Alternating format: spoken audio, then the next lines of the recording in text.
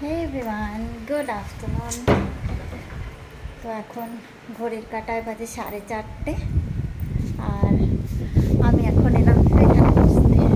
হাওয়া আসছে, একটু বসি, দেখতে পাচ্ছি কত হাওয়া আসছে।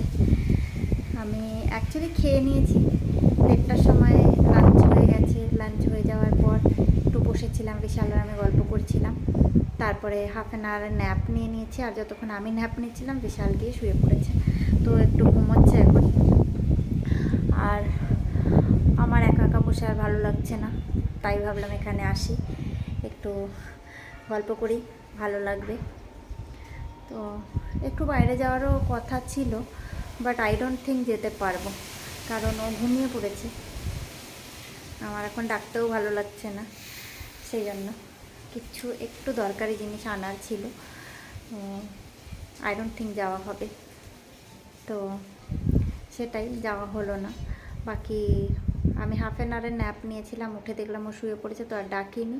তো আমি একটা কাজ করছিলাম, নিজেরই কাজ, যেটা আমার ইউনো হবি বলতে পারো, অর ইউনো প্যাশন। আমি আগে সেই কাজটা করতাম, কিন্তু মাঝে অনেকগুলো বছর গ্যাপ হয়ে গেছে, তো সেই জন্য আর সেটা করা হয় না। তো সেই জন্য আজ আবার বসেছিলাম একটু প্র্যাকটিস করার জন্য।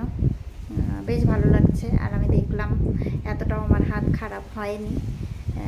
বলে না, মন থেকে যেটা ভালোবাসো যে কাজটা, সেটা করতে ভালোই লাগে, সেটা সবসময় ভালোই হয়। তো সেই রকমই।